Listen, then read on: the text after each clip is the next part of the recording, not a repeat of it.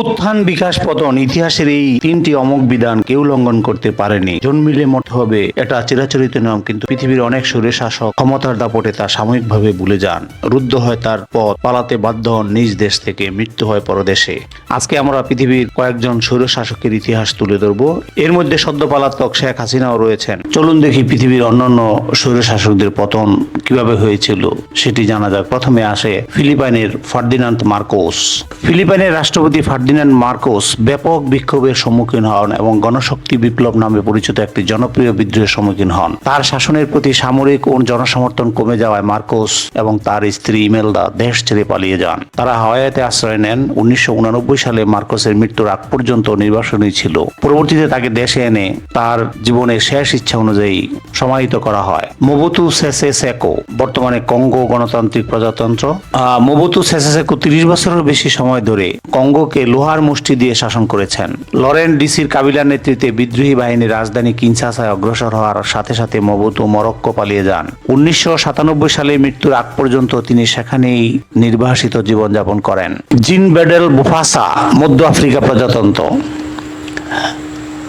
জিন বেডেল বুফাসা, যিনি নিজেকে মধ্য আফ্রিকার সাম্রাজ্যের সম্রাট হিসেবে ঘোষণা করেছিলেন, ফরাসি সমর্থিত বাহিনীর নেতৃত্বে একটি অভ্যুত্থানে তিনি উৎখাত হয়েছিলেন।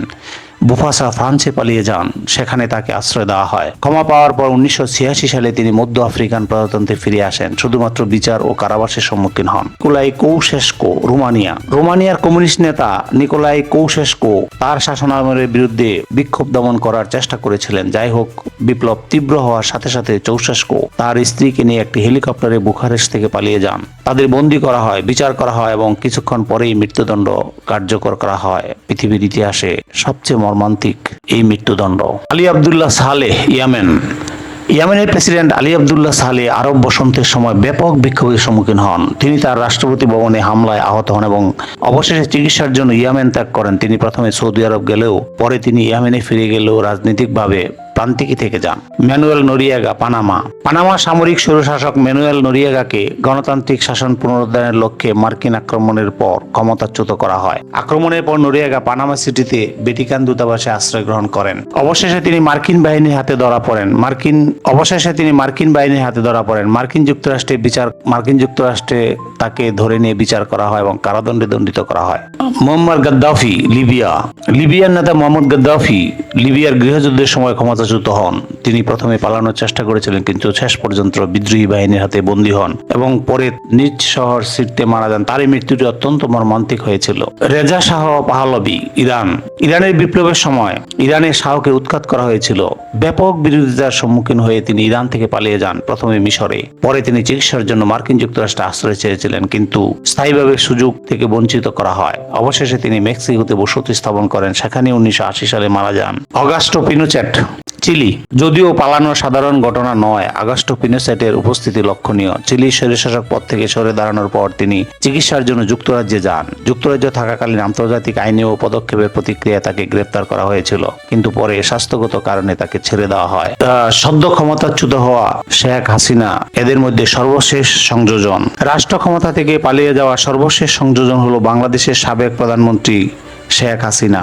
তিনি ছাত্র জনতার আন্দোলনে দেশ থেকে পালিয়ে গিয়ে ভারতে আশ্রয় নিয়েছেন। তিনি ছাত্রদের ন্যায্য দাবি না মেনে তাদের উপর তার বাহিনী দিয়ে প্রকাশ্যে গুলি করেন এবং কয়েক শত তাজা প্রাণ তিনি কেড়ে নিয়েছিলেন। তার বিরুদ্ধে দেশে বিদেশে মানবাধিকার লঙ্ঘনের অভিযোগ উঠেছে। দেশে তার বিরুদ্ধে হত্যা মামলা রুজু করা হয়েছে। তার সহযোগী মন্ত্রী, এমপি, আমলাদের গ্রেফতার করা হচ্ছে। সুধী দর্শক, আজকে এই পর্যন্তই। আমি যতটুকু চেষ্টা করেছি পৃথিবীর বড় বড় স্বৈর শাসকদের ঘটনা আপনাদের সামনে উপস্থাপন করেছি। এর মধ্যে সবচেয়ে জঘন্যতম অপরাধ করেছেন সদ্য পদত্যাগী শেখ হাসিনা। শত শত তরুণ ছাত্রদের প্রাণ, এমনকি শিশুর প্রাণ উনি কেড়ে নিয়েছেন।